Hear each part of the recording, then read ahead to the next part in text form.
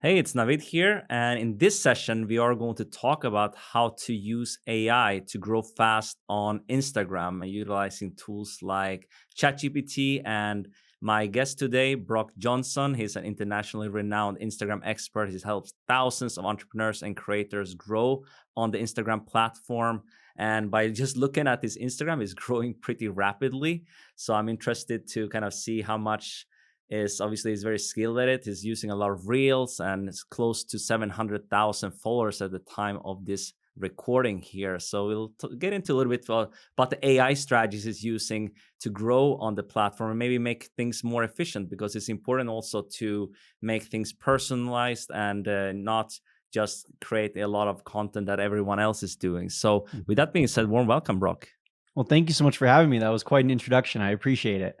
Yeah, obviously you're doing quite well and you have grown pretty quickly. But can you give us a breakdown? How much is? I mean, now obviously in the new age of AI, what have you seen changing, like in terms of growing on Instagram? You have done this for a little while now. Since I think you started your business around 2018 or so. I don't know how long you've been on Instagram, but yeah, you have been growing there for a while. Yeah, so I've been working on Instagram and coaching people on Instagram since 2018, 2017, right around there. And really, my rapid growth started in 2021. So it's really been the last 2 years that I've been growing very quickly on Instagram. In 2021, I had roughly 50,000 followers on Instagram, and now, like you said, almost 700,000. And with the introduction of ChatGPT at the beginning of this year, I really began to use AI in a way that could help me, like you said, make things much more efficient and streamlined. I'm not someone who's super creative. I'm not someone who's super organized, but I am able to jump onto things quickly. And I think that is one of the skills that I have, that if I could recommend any other business owners or creators or entrepreneurs to try to develop a new skill in yourself that maybe you don't already have or isn't talked about a lot, the ability to take fast action, take messy action, and just learn as you go is something that's really important. Because I started using ChatGPT on Instagram and to help me in a variety of ways, which we can get into today. I started using it, probably 10 months ago now, when it was first kind of becoming popular. My first question was, how can I use this? How can I get started? And how can I use it on Instagram? So very early on, I was diving into ways that it could help my creativity. It could help make me more streamlined, help me stay more organized. And then since then, I've just been able to kind of build on top of that and continue to grow and expand the ways I'm using it. But you sound pretty modest when you say you're not too creative, because I mean, some people, especially some people starting out, right? They might look at your Instagram and they see like you're doing funny things and you're sharing good value with your audience and stuff like that. So I don't know, has it always been this way? Like getting into some core, what's really working to grow on Instagram in 2023 and 2024 and beyond, right? Like to give some people some advice beyond just the AI, right? Well, what's really working for you to do this? Yeah. So I think first and foremost, it is true that I am not very creative. I think I appear very creative because I'm creating a lot and I'm sharing a lot. But really, I think that as content creators, if we're constantly pressuring ourselves to be super creative and artistic and to be coming up with new ideas, that's very stressful. And like, if you're an artist, if you're truly a creator, then sure, maybe that's your thing. But for me, I don't look at myself as a creator first. I look at myself as a business owner and an entrepreneur first. And so it's less so my job to be like super creative and forward thinking. And it's more so my job to just constantly be looking around, constantly be asking questions. And so the reason I say I'm not very creative is because the majority of my posts are not new ideas. They're things that I have talked about in the past, or they're things that other people have talked about in the past. I'm just presenting them in my own way. I'm putting my own style, my own spin on things. I'm constantly looking at the market to see, hey, what's everyone talking about right now? And also, hey, what is no one talking about right now? So there might be a gap in the market for me to talk about that subject. But I'm really just constantly consuming everyone else's content. I'm a fan of other people who are within my industry and within my niche, so that I can learn from them and then swallow it, digest it, and regurgitate it in my own style, in my own way, right? So that's why I say I'm not very creative, is because truly I don't think we need to be very creative to create a lot of content. There are so many millions of videos and photos and posts shared every single day. You don't have to reinvent the wheel and be super creative. You can just look around and see what's working and then put your own spin on it and put your own 2 cents into the pot to kind of come up with your own content. But what we see as working right now on Instagram is there's a few things. First and foremost, 2022 was all about reels. Reels. They were the top dog. They were getting about 5 times more reach on average than non-reels. When you were looking at comparing a reel to, let's say, a photo or the carousel post, which are like the slideshow posts, comparing those two, reels were dominant. But then for a variety of reasons, one of which being Instagram CEO just saying, hey, we went too far. We shared reels with too many people that we're pushing them too hard. So we're going to balance it out. That's one reason. And another reason is just simple supply and demand. The demand for reels hasn't necessarily increased.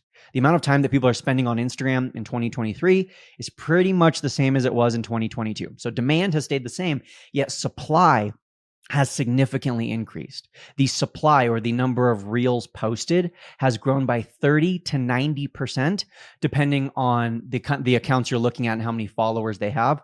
So that means 30 to 90% more supply, yet 0%, even negative percent demand. That's why we have a decrease in reels views. So where I was going with this is to say that where in 2022, reels were the top dog, in 2023 and heading into 2024, what I've been telling people is that a healthy Instagram strategy, a beneficial Instagram strategy that's going to lead to growth, is one that involves reels and non-reels. So it involves photos, it involves carousels, it involves memes and text posts, and it also involves reels as well. I think a healthy mix of all of the above is necessary if you want to reach new people moving forward on Instagram. Yeah, completely agree. I saw this as well. Like I had actually some accounts before. Haven't posted too much on my personal one yet, but I had like some travel accounts and stuff before I sold them, and I saw this as well with the reels, and then I started posting posting other things on them. But yeah, it's for sure. But let's see someone who is maybe newer to this, right? You have been doing this for a while, but someone coming in and maybe they are starting a fresh account, or they only have a few thousand followers, or even a few hundred. What should they do, and how can they maybe utilize some AI tools to speed up the process? Maybe because they're probably a solopreneur, right? They don't have a team to help them with certain things, and AI can be a good tool for this. So what would you do in this situation? Yeah, this is a great question. And the way that you're going to grow in 2023 and 2024 and even into the future on Instagram is the same core foundational principles as the past few years. Although algorithms change, apps change, although there's always new content, the foundational principles of how you grow and how you actually reach new people on Instagram largely has stayed the same for the last decade. Step number one for growing, and this is if you're brand new starting from zero, this is if you have a couple hundred and you're just kind of finding your footing. Step number one is not post more reels. It's not, identify your brand colors. Step number one for growing is to pick your niche, to identify one subgroup within a large industry, one category that you are going to be focused on. And I define niche in 2 parts. So part of niche is the what, what is that topic? What is the subject you're going to be talking about, posting about, teaching, sharing, whatever it may be. And then the other part of that is the who, like who are you going to be helping? So a kind of like to put this in real world terms, fitness is an industry, but fitness is not a niche. A niche within the fitness industry might be, let's think of a topic, maybe like running tips or marathon running tips, to get even more specific. Marathon running, marathon training tips. That's a very specific subcategory within the big broad category or the big broad industry of fitness. And then the who, which is the other part of niche as I define it, would be who do you want to help? Who are you going to be teaching? Who are you going to be posting for? And I know we want to attract everyone, but ultimately, when you try to attract everyone or you try to serve everyone, you end up serving no one effectively. So instead, let's get specific. Again, let's take that example of, marathon training tips. The way you're going to coach a woman who's in her 20s and was a former college athlete to run her first marathon is very different than the way you're going to teach a man in his 40s who's been doing marathons for 10 years and he's trying to just get faster. And that's different than the way you're going to teach, someone who's retired and it's just been their lifelong goal. It's on their bucket list to run a marathon. Like the way you're going to post, the way you're going to talk about different things, the way you're going to teach and train are very different. So step number 1 for growing, identify your niche. Step number 2, we got to optimize our profile. And this is where AI can start to come in. And actually, to backtrack, AI could help you pick your niche once you identify kind of like a vague idea of here's the market I want to talk to, here's the group I want to talk to, here's the How would subject. you do that, by the way? Like, would you use ChatGPT for this? And what kind of Exactly. prompts? What kind of, if you can give some examples, what kind of prompts would you give it? Yeah. So for coming up with your niche, you could straight up ask ChatGPT and go into it and just say, hey, and this is very basic, very, very rough outline, but for someone who's new to AI or new to Instagram, you could say, hey, ChatGPT, I am interested in the fitness industry and I'm creating a new Instagram account. I need to find or pick a subgroup within that industry. And here are some of my interests. And maybe you could list off some of your interests or some of your passions from the past. And then ChatGPT will likely give you, a list of different subgroups that you could focus on or talk about. Or you could reverse engineer this whole thing. And this is kind of my biggest tip or my biggest helpful strategy that I use with AI is when I'm talking to ChatGPT, I don't try to guess what it needs to know. So in that example that I just gave where I'm saying, hey, ChatGPT, here's what I'm into. Here's the different things I've done in the past. That's me guessing what it would be helpful for ChatGPT to know. Instead, let's just ask ChatGPT what it needs to know. Hey, ChatGPT, I'm creating a new Instagram account and I'm trying to find a very specific subgroup, a very specific category, a very specific niche to focus on with my account. I want it to be generally within the fitness industry, but I need your help in coming up with these ideas. Before you give me these ideas, and this is the key, you say, before you give me these ideas, ask me a series of questions to better understand me, my goals, and this Instagram account. And then it will ask you a series of questions. ChatGPT will. You can respond to those questions, and it will help you figure out your niche. That is how you can help it, or how you can use it to help you kind of figure out step 1. And then when we move to step 2, optimizing our bio, you can use ChatGPT to get creative with the way you're going to word things in your bio. And let me explain why that's important. Your bio, people are skimming over it. They're looking at it for like a few seconds and deciding whether or not they're going to be following you. So it needs to be succinct, it needs to be clear, and it needs to articulate not just, who am I and what do I do? But most importantly, like, why should someone follow you? Someone just found one of your posts. Someone just found your profile for the first time. They need to know in just a few seconds why they should follow you. And oftentimes, we're not all great copywriters. I'm not a great copywriter myself. So we can use tools like AI, like ChatGPT, to help us write the things we want to say in a more succinct way, or communicate the ideas that we want to communicate in a way that's going to be very clear, be very succinct, be very short and to the point. I see oftentimes people are writing these like paragraphs in their bio. Nobody's reading that. They're just skimming a couple bullet points. Or people write these really like cliche generic statements like, I help you live your best life, or I help you find joy and happiness, or I help you, transform your future. Like that doesn't mean anything to anyone. If I'm on Instagram and I'm a 55-year-old man who's been doing marathons for 10 years and I want to get faster at marathons, I don't want to find another account that's going to help me live my best life. I want someone who, when I read their bio, it says, I've ran over 50 marathons and I will help men over 50 run faster in their next marathon. Then I'm like, oh, this person's exactly perfect for me, and I'm going to press follow. So that's step 2 for growing on Instagram if you're brand new or if you're struggling to get going. And then step 3, and this is the last step 3 of 3, is to actually get to posting. So that's how you're going to reach new people. That's how people are going to find your account. That's how you're going to grow your following. Ultimately, you have to post, and I want to be really specific here. Of course, you can refer back to my earlier answer about posting reels and non-reels. The one thing that it doesn't matter if in terms of growth is stories. Stories are where most people spend most of their time. It's where most people spend most of their focus. But the truth and the reality is stories, posting Instagram stories, does not help you grow your following. 99% of new followers come from feed posts. They come from profile. They come from the explore page. They come from the reels page. They do not come from stories. Stories are important. Don't get me wrong. Stories have a purpose, but their purpose is not to help you grow.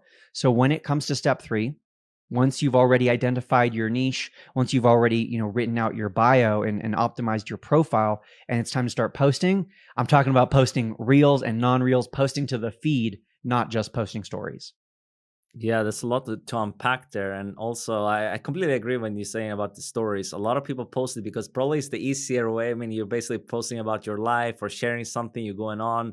But yeah, it's not really helping to grow too much, as you said. It's like mostly connecting with your audience, actually, that you already Yep. have.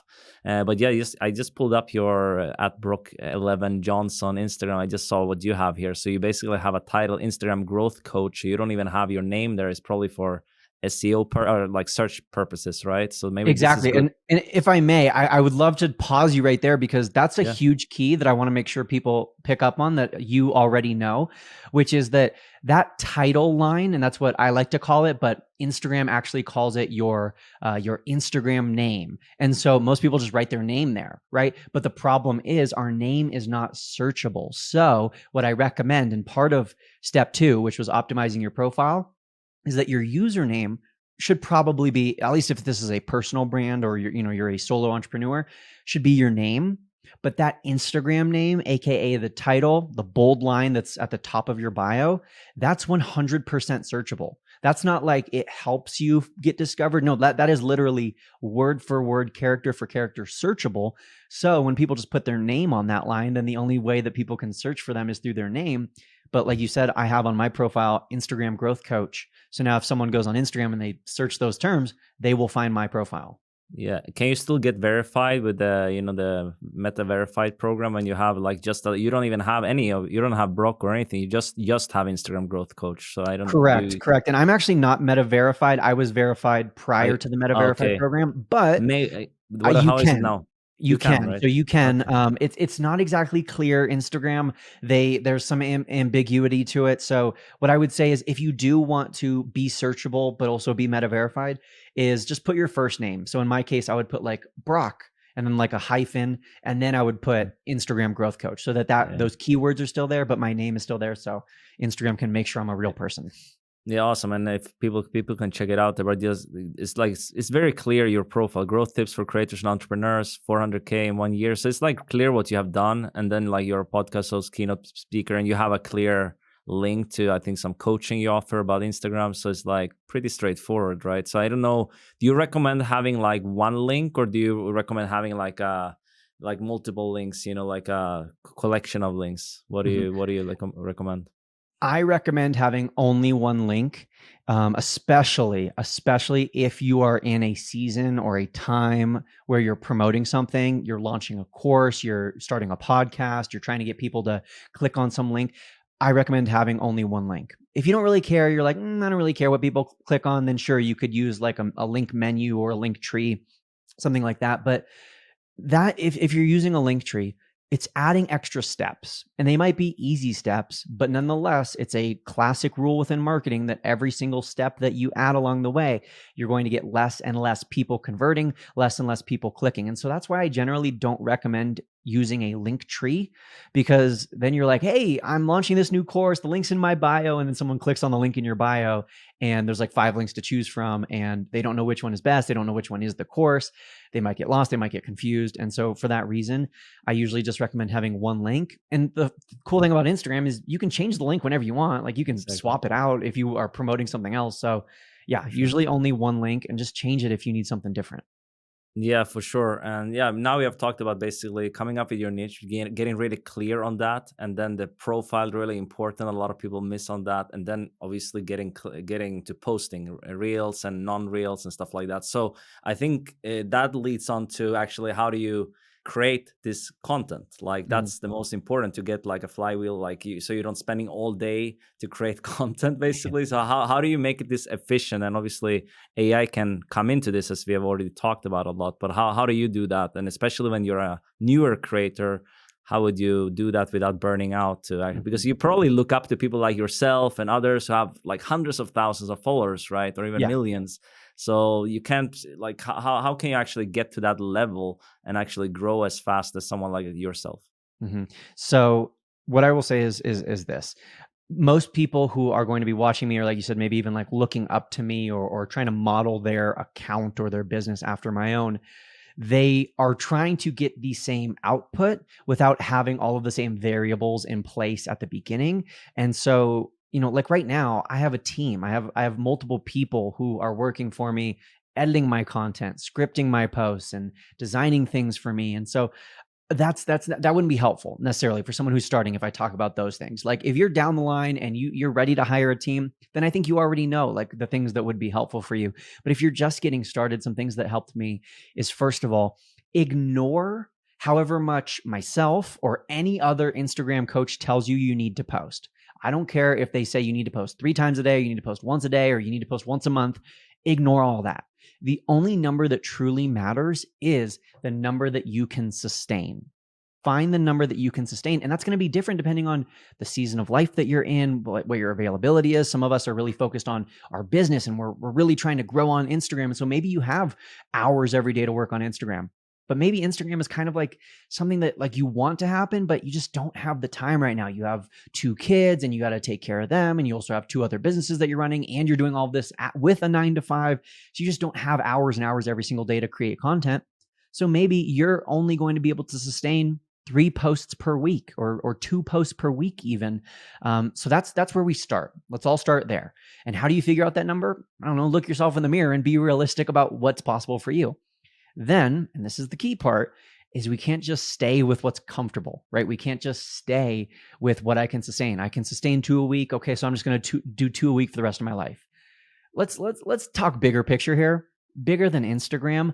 Growth in life comes when you push yourself outside of your comfort zone. The same is true on Instagram. You will grow on Instagram when you push yourself a little bit outside of your comfort zone. And if your comfort zone is sustaining 2 posts a week, challenge yourself to do 3, challenge yourself to do 4. To go back to 2021, when my like crazy rapid growth started on Instagram, it started not as a marketing ploy, not as a strategic business decision, but quite literally as a way to challenge myself. At that time, I was posting like 3 or 4 reels per week, but not every single day, like 3 or 4 per week. And I was posting a couple photos and carousels here and there. But I was like, hey, reels are popular right now, and I can sustain 4 a week. But what if I challenge myself through 1 per day? And so April 1st, 2021, I was like, I'm going to do 1 per day for the next 30 days. That's it. Just for the next month, I'm going to do 1 reel per day. And so I challenged myself. I pushed outside of that comfort zone. And within that month, I grew by like 40,000 followers, from like 60,000 to over 100,000. And because I had that success, because I was like, hey, I've now built systems and strategies to be able to sustain 1 a day. What if I just kept going? And so now we're like 900 posts later, we're like 2 years later, and I'm still posting at least 1 reel a day. And I'm actually posting more like 2 reels a day and an extra post on top of that. So it's something that's really grown on top of itself. It's something that started out with, hey, a couple a week, then 1 a day, then 2 a day. Now I'm at like 2.4 a day. And that's something that's just kind of grown over time. But I think trying to force yourself to meet some unrealistic or unattainable goal is going to lead to burnout a lot faster. And so just start with what you can sustain, then challenge yourself to do more. And the last thing I'll say is that this whole conversation needs to be kept in context. And the context is, studies show, multiple studies, I haven't found a study that refutes this, that the more you post on Instagram to your feed, the more you will grow. As long as those posts are of a certain, threshold of quality, as long as they're related to your niche. I'm not saying to just post stuff to post stuff. I'm not saying to just post crap, but if you are posting more, if you are increasing that frequency of posting, your growth rate will also increase. Yeah, for sure. And that's why theme pages, they post like sometimes 6 or 7 times a day. I had some theme pages to hundreds of thousands of followers, and we just posted. I had a team doing it, so I just didn't. I just did it on the side, for some other projects, and it was quite fun. We grew to a few 100,000 followers for each page, and then we just flipped them. But yeah, that's why they post so much. But for a personal page is more important you need to obviously personalize the content as well, whether you use AI or not. You need to make sure it's you. That's what you can see when you go to Brock Johnson's Instagram. You can see that it's actually where he injects his personality into the Mhm. page. And I think that's why he connects very well with his target audience, who would then, some will end up maybe going to do coaching with him or buying his products and services. So that's very important. But I wanted Mhm. to kind of continue on this path, but using AI to create maybe some kind of Yeah. content plan, because I think that's where a lot of people get overwhelmed. They don't Mhm. know, they're like getting into this day to day. What do I post today? What do I do? So how Yeah. can you? That's probably one of the best use cases. I've used AI for like blog content and stuff like that. So how can this be used for, let's say, Instagram? And what would you use, ChatGPT or other tools as well to come up with this? Yeah, so ChatGPT, absolutely, that's my bread and butter. Always go back to it. Very, very helpful.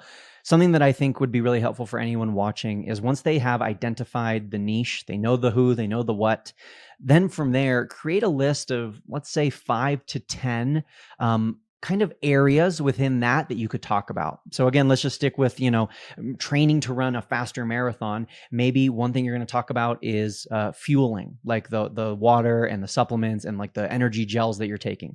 Maybe another topic is like the gear, like the shoes, the clothes, the hats, the sunglasses, all of that. The watches, really important for runners.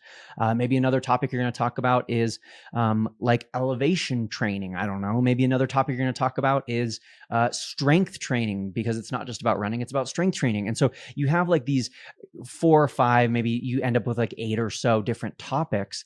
Now you're going to create content around those topics, and you're just going to keep cycling through. I think people oftentimes overthink. Well, I was gonna say they overthink what they post in a week. They overthink everything. I think everyone overthinks everything on Instagram, putting way too much thought into, I need to post this on this day and this one. No, just post it. Just press post. You'll learn as you go. Stop overthinking it. But with that being said, you can use a tool like ChatGPT to help you come up with post ideas for those topics that you just came up with. You could have ChatGPT help you come up with the caption. You could have it help you write a hook. Let's say you're scripting out reels that you're going to record, and you could ask ChatGPT to give you ideas for more engaging hooks that you can put at the beginning of this video. You could use ChatGPT to help you outline your hashtags or come up with, the full script for the video. There's so many different ways that you can use it. So I use it all the time, especially for when I'm trying to like word things a specific way. I know I want to talk about X, Y, and Z topic, but I'm not sure what the most effective hook would be, or I'm not sure how I can say this in a succinct way without sounding redundant and just saying the same thing over and over again. And so I'm constantly just asking and playing with ChatGPT to help me come up with these ideas. Yeah, let's continue on this, because I want to I like to dive deep, right? Yeah. So Yeah. especially with reels, which is one of your specialty, we can get into a few different post types, so people can Mhm. kind of understand what works in this day and age, right? So Mhm. for reels, which you do a lot of, I see you posting a bunch. Like, how would you, for example, what works in terms of the structure, maybe the timing and stuff like that? Well, how do you do it? And Mhm. then if you would use, let's say, ChatGPT to come up with something that you can actually work from, what would you do? Yeah. So I don't like to use ChatGPT for my entire script because Yeah. I'm just not skilled enough yet with my prompts to be able to have ChatGPT write it entirely in my tone and my voice, have it sound like me. So I like to instead use it for outlines. I like to use it for hooks. Like I might use it to script word for word the hook, and things like that. I definitely use it for ideas. But within my reels, there is no magic bullet. There is no perfect length of a reel or perfect structure of a reel. I can tell you right now what is currently working in the fall of 2023 and into the end of this year is very short reels. Usually, let's say like 7-ish seconds long, but that's not a hard number. Like just around that time frame, and they're very short. They have a kind of like what's called like a B-roll or like a background video. Like it's not like someone speaking directly to camera. It's not like someone is teaching something or demonstrating. It's kind of like a background video. And then on the screen during the video is basically just the hook. So it'll be, 7 tips to run faster in your next marathon, or 3 tips for better hashtags on Instagram, or whatever the hook is. And then in right below the hook, after a few seconds of the video, 3 or 4 seconds go by, a little blurb pops up, a little text box that says, read the caption. And then what that's essentially doing is it's telling the entire audience, hey, go consume the value in the caption. And then people are reading this really long caption. It's multiple paragraphs. It's got a lot of value and education. And while that's happening, while they're reading it, that 7-second reel is just playing over and over again and looping. And that's really helping watch time. It's increasing view duration, which then in turn is a great form of engagement. And it's basically the algorithm is then showing it to more people. Side note, personal opinion, I don't love those kinds of reels. I personally feel like they're a little bit clickbaity. I think there are some niches where they're very necessary, like, in like a cooking recipe, you're probably not going to put the entire recipe on the screen. So I get putting it in the caption, but I do think some people are abusing this strategy and doing it with every single post. And like, I was like, and I see these posts, I'm like, you could easily put that text on the screen, but instead you're kind of using the reel as a clickbait to read the caption. That's my personal opinion, but I do think, it's working, and sprinkling it in from here to there is effective. But generally for reels, I think a variety of lengths, a variety of styles is important. Sometimes you're going to do a 65-second reel where you're speaking directly to the camera and you're telling a story. Sometimes you're going to do a 7-second reel with a trending audio and you're doing a lip sync. Sometimes you're going to do a 45-second reel and you're talking to the camera and you're sharing some educational tips. So I think variety is really important so that our audience doesn't kind of get bored and get stale with our content, presenting our reels in a wide variety of ways. And then a general rule of thumb that I like to tell people is, and the title for this was come up with by one of my students, and I love it, so I've stolen it from her. And the title, or the idea is, it's called the mini skirt rule. The mini skirt rule, and basically the mini skirt rule is a rule for how long your content should be. Your content should be long like a mini skirt is, and so it should be. And this is exactly how she said it. She said it should be short enough to hold people's attention, like short enough so that people are looking at it and it's grabbing their attention, but still long enough to cover what you need to cover. Like you need to, it needs to be long enough to deliver what value you need to deliver and share whatever it is you need to share. And so I think that's a good rule of thumb, rather than, it has to be 7 seconds. It's got to be 14 seconds. No. It's got to be short enough to hold people's attention, but still long enough to cover what you need to cover. Exactly. And I think that's what I see on your profile and some other ones there. You're mixing it up quite a bit, if I'm going to be honest here. And it seems like it's working. Obviously, not every reel is going to be a home run. I don't know what is for you, but you have some that have a lot of views and some that have like in the tens of thousands of views, some in the hundreds of thousands. You probably have some bigger ones as well. But yeah, it's a mix, That's kind of how it is. Yeah, exactly. But And it keeps people paying attention, right? So they don't get bored. yeah, for sure. And in terms of you said it now in 2023 and 2024 and maybe beyond, Instagram wants to have a variety of posts, right? So what's where like carousels coming back more? I mean, that's always been a thing, obviously, for the last few years. But how are you utilizing this? And maybe for something like that AI can come in quite a bit to kind of come up with the carousel content and stuff like that. So maybe we can go over a little bit how you would do that, or how you're utilizing it right now. Yeah, absolutely. So like I said earlier, carousels, very important. They've definitely made a comeback. They've definitely have an important role on Instagram. And so do single images. So whether it's like an actual photo or like I say a text post, just basically a graphic with some text on the screen, those work very well as well. And I like to use AI for those to basically take my transcript of what I said in a reel. I do this all the time. I'll take a reel that performed well. I'll then have a transcription made of it, or I'll, pull the transcription of it. I'll take that transcript, I will put it into ChatGPT, and I will say, turn this into a 10-slide carousel where the first slide has a hook and the 10th slide has a call to action. And then basically it will look at that transcription and it'll take word for word what I said. It's my tips, it's my education, it's what I came up with. And it will put that in a format that then I could either put into like my design on my own, like open Canva, whatever, and design on my own. Or what I do is I then give that to my designer, who it's his job to take my content and design an actual carousel for me.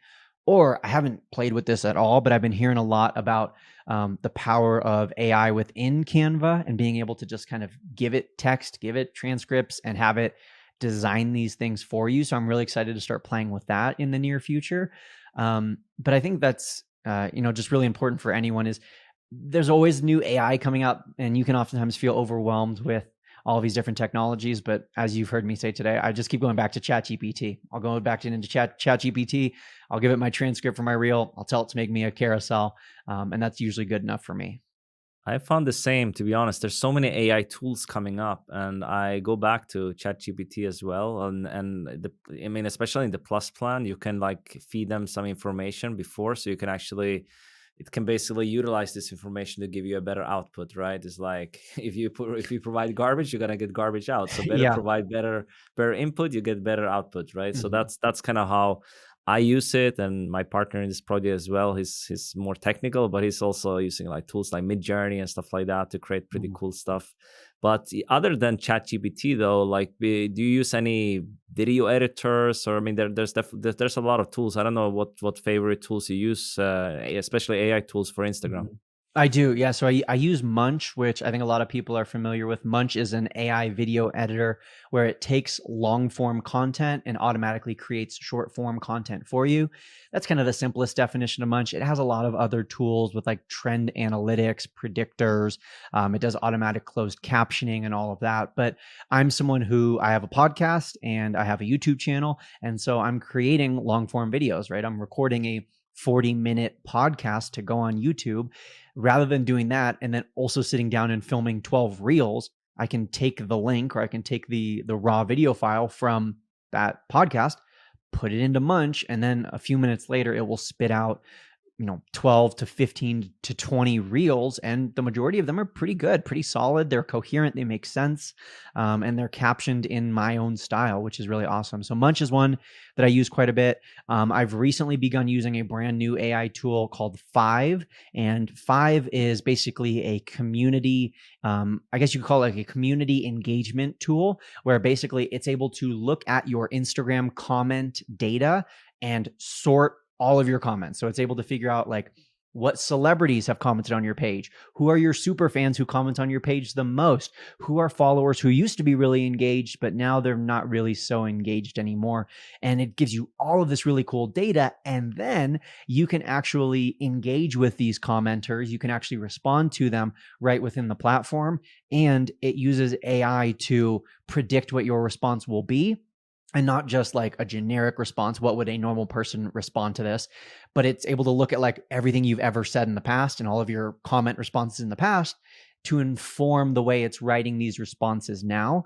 And so it's a great tool for saving time and engaging with my audience. It's something it's more important for someone who is maybe like a larger creator who is getting more comments like myself. But I think there's going to be a lot of really cool use cases, even for smaller creators, even for smaller business owners in the future, just because of all of that knowledge that you now have of like, hey, who are my super fans? Who are my super engaged followers? Who are my followers who asked me a question that could lead to a sale, but I missed it? And then AI found it. So now I can actually start that conversation. So I'm really excited about Five as well. Awesome. And I think for longer form content, especially, is one of the easiest way to create content. Actually, just doing like a, Mm-hmm. let's say, summit into your YouTube video or podcast, and you're getting a Mm-hmm. lot of content for social media. And the AI, as you said, using a tool like Munch, I think I've used Opus Clip. There's a bunch of these actually Yeah. out there, but yeah, you can play around, try what you like, and then you can cut it up. So you're not using like, highly edited after this, or you're just using a tool to do this automatically, or what do you normally use? You're just using the Munch, or do you have your editor go in and perfect it? Yeah, when it's the clips from Munch, I'm just using them as is. I might occasionally like have a little B-roll added, or I might have a few things that like maybe need cleaning up. But for the most part, when Munch gives me these 12 reels, they're pretty much good to go. They're pretty much good enough to be posted on my social media. I do have an editor who edits other content for me that's not the long form content. And that is a real person. That's not AI. But yeah, when it comes to Munch, just kind of using what it gives me. Yeah, and I think this technology will get better and better. It's just like still Yeah. early, and it's just getting the captions and everything pretty damn good already. So Yeah, it's it really awesome. is. But I mean, you talked a little bit about kind of analytics and this tool Five. Do you have you seen any other tools coming out that like can check analytics for Instagram, AI, stuff like that? Have you seen anything like that? Yeah, my favorite for analytics is Metricool. Metricool, which is Metricool, Metricool. It's my planner. It's like what I use to schedule all of my content and plan all of it ahead of time. But it also has pretty advanced analytics, and it's able to look at a lot of that content for me. They do have some AI built into the platform. They don't have a ton of AI built into it yet, but in terms of just purely analytics, that's the primary platform that I like to use. And it's also, like I said, where I schedule all my content. So it's a combination, like kind of like later or something like that, right? Exactly. Same idea. Same idea. Same idea, right? Yeah, Yep. and I think a lot of platforms they started maybe as a scheduler or analytics tools, but like every single SaaS basically is building in AI features now. Yeah. And just going on to this, we are already seeing this with the social media platforms like Meta. I'm sure now I don't know if you have this feature already, like so Hmm. you can use AI on Instagram like Hmm. natively. Did this Yeah. come out already, or It just came out last week at the time I of think to the recording this. US, right? Yeah, And yeah, and I have access to it. I kind of made a joke about it when it first came out, that Instagram is ignoring all of the bugs and glitches and all of the actual things that we want, and instead they're giving us random AI stickers. So that's one of the new features on Instagram is when you create an Instagram story, there is a new sticker called AI sticker, and you can basically type in a little prompt for it, and it will give you stickers that you can use on your story. So it's just kind of fun. It's kind of cute, but nonetheless, it is an introduction of AI into Instagram in a way that we can actually use ourselves. yeah. And what about chatbots? Is that something you utilize as well? For example, for course launches or something Mhm. like that? That's obviously a lot of AI built into it already. So is that Yeah. something you're dabbling with? We do. I think that's the perfect way to describe it. We dabble with it. I do use ManyChat, and ManyChat is probably my all-time favorite tool for Instagram, but that is pre-programmed automatic responses rather than AI generated automatic responses. I'm sure in the future they'll have, an AI component. I'm sure that's something they're already working hard For at. customer support is a game changer, Oh yeah, like I'm it's, sure. it's gonna Yeah. cut down time so much for Yeah, big teams, and you totally. might only need like a few on customer support if you're like a big business. It's pretty Yeah. game changing. Yeah, no, it's gonna be an absolute game changer. Um, so that's kind of the other way that I'll use it for like chats and messages and things like that, but not a ton of AI for me within actual like chat communication currently. All right, perfect. And just kind of to start to wrap this up, how if someone is starting from ground zero, how long typically? I mean, if you're doing everything you've shared, like to grow to, let's say, from 0 to 1,000, and then from 1,000 to 10,000, then to 100K. I would say Mhm. like 100K is a good ballpark to kind of aim towards to like get up there and get a good sense. Like then I guess you are an influencer. I Yeah, guess if you, I mean, even a smaller influencers, they can get good brand deals yeah. and stuff like that, depending on the niche. But what is a good strategy to kind of or something to aim towards to do it using what you have shared in this session? Yeah, I think that 1,000 followers within a few months is very reasonable. I think if you want to like shoot for the moon, 1,000 followers within 1 month is possible, especially with a brand new account. If everything is set up the right way, if you're posting at a high enough frequency, if your profile is optimized, 1,000 followers within a month is doable. I think within a few months is absolutely obtainable. I think 10,000 followers, I would say if I had to put a number on it, it can vary so much, right? Because you could have your fourth ever post go viral, hit a couple million views, and you're at 10,000 followers by the end of the week. It could take a few months. I think realistically, let's say 6 to 9 months. And then 100K, that's something that it takes more time for most people. Again, if you're posting really consistently, you're going to have a few viral posts here and there. And I think 100,000 followers within a year, I think that is like kind of shooting for the moon. That's a great goal to strive for. That's not impossible. That's definitely possible. But realistically, it takes time. Like I think that's the biggest thing is I get messages from people every day. Brock, I've been doing this for 2 weeks. I'm not seeing results. Brock, I've been doing this for 30 days. I'm not seeing results. It takes time. For most people, it's going to take years to build a serious audience on Instagram with the right strategies, with the right techniques. It can go faster, it can be easier, but it's still going to take many months, if not a year, if not multiple years to build a massive audience, a big community, and reach that 100,000 follower mark. I think it's also like, as you said before, if you're posting consistently and you're learning from what you're doing and stuff like that, obviously there's always going to be people growing faster. I mean, I don't know Mhm. how long it took you, but now, for example, now that you have done this for a while, you're growing pretty quickly and you're Mhm. getting like, I don't know, thousand. Are you still getting thousand a day or even more right now? I think right now it's net like 800 to 1,000 a day. Yeah. Yeah, but it's your normal scheduling, and okay, and what would should people do something else in order to grow? Like, yeah, you're posting, you're Mhm. consistent, you're implementing these strategies. Should they, like Gary Vee had a strategy, like he's telling, like the you basically going on to different accounts to comment, or what do you recommend in terms of that, or is it just about your content? Like, Mhm. Yeah, really, it goes back to the content. There are so many other little things that you can do. So yes, your content matters, and I would say your content matters more than anything else. If you're not already posting at least, let's say at least once a day. If you're not already posting at least once a day, don't waste your time doing I'm going to go to 10 other profiles and comment something. That can be helpful and that is good for engagement. That is good to be social, but your content is what matters most. So until you get your content really dialed in, I wouldn't worry about those other things.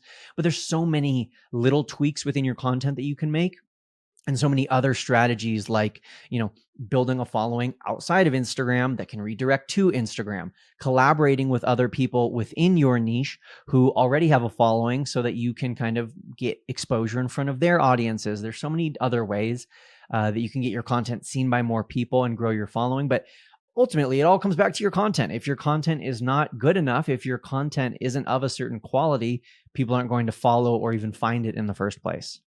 yeah, and did you use any shout outs and stuff like that? Paying other Instagram accounts to promote you early on, or you didn't use any of Absolutely that? not. I think personally, I'm really against that. Yeah. In my opinion, that's very close to the line, but that is still over the line. Paying for shout outs, in my opinion, is inorganic growth, because ultimately you're paying for that exposure rather than Sure. earning that exposure yourself. And you're I seeing do. this actually on the accounts in most cases. You're seeing they have less engagement, right? You're Mhm. seeing that Yeah, in a lot of cases. there are lots of profiles that I can name. There are lots of people who I can think of who have used these shout outs, and it looks really good at first because you're growing really fast and it's awesome. But then ultimately, all of those followers who did follow you, they're not really that interested. They only followed because some celebrity who they follow told them to, but they don't really care. They're not going to become a customer and they're not going to stay engaged. So then a few months later, you have a lot of followers, but you're getting less engagement, and that's not a good sign.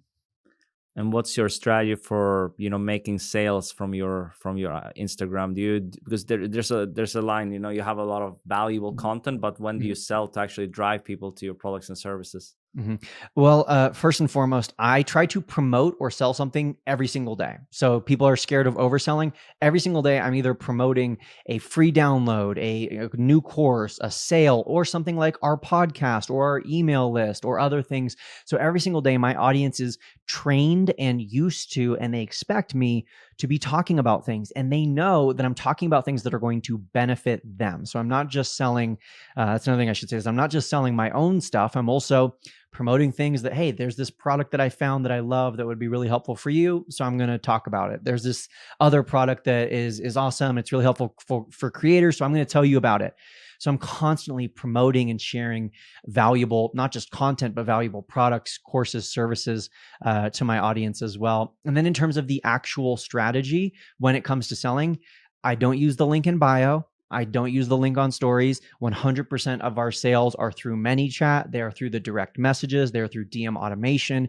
We see significantly higher engagement, significantly higher views, and significantly higher, way higher conversion and sales rates when we're using DM automation rather than just trying to do it ourselves or using the link in bio or the link in stories thing. So that's kind of how strategically we approach selling. Yeah, but it makes total sense though. Like, it's more personal when you're doing it in DMs, and especially when they know, like, and trust you, not just a random cold. Yeah, Getting these messages a lot on yeah, Instagram, like people trying to sell you on the first message. Maybe mhm, warm up a little bit first, and then yeah, people know, like, and trust you, and then you can go into maybe selling them. But yeah. yeah, that's completely agree. But this has been so valuable, Brock. So to just wrap up here, we're Do you have any final words of wisdom for people to, get started with this, leverage AI, and also where people can find you and connect more with you? hmm So yeah, thank you. And the best place to get connected is on Instagram. I'm Brock11 Johnson over on Instagram, but I'm also on every other platform as well. So you can hit me up on any other platform, and I'd love to chat. But what I would say for anyone who's listening today is whether you're thinking about Instagram or you're thinking about AI, both are a beast. Both are massively changing. There is so much dialogue on the internet about Instagram and how to grow on Instagram and different strategies. There's also so much conversation about the 50 new AI tools that have come out this week, and you need to get on AI, and AI is ruining the world, and AI is saving the world, and all these other things. It can be a lot. Ultimately, you got to just get started. There is no perfect formula. There is no perfect AI. There are so many things you can do to get better, but the goal is not to ever be perfect, because that's impossible. And I think, like I said earlier, everyone spends so much time overthinking, over analyzing, being critical of their own content, being unsure of which AI is right, being unaware of how to use these tools. Just get started. Just rip off that Band-Aid. Like, use whatever cliche you want. Rip off the Band-Aid, jump off the bridge, like whatever it may be. Like take the leap of faith, whatever it may be. Leave the nest. There's so many that you could use, but bottom line, just get started. Like, just get started, and then you'll learn as you go, and you'll fail forward. And then, like, 10 years from now, you are going to be a wild success. You are going to be whatever you want to do, speaking on stages, or being on podcasts or TV shows or whatever. And everyone's gonna be like, how did you do it? And you're gonna be like, well, I just got started. 10 years ago, I just made the decision to stop overthinking, start taking action, and just get started. So that's what I would say to anyone listening. Yeah, I couldn't agree more. Get started before you're ready. And Yeah. yeah, if you have any good takeaways from this session, just leave a comment below here. And be sure to subscribe to the channel and connect with Brooke as well. Go and check him out on social media. He's doing some really cool stuff. And I'll talk to you guys very soon. Ciao for now.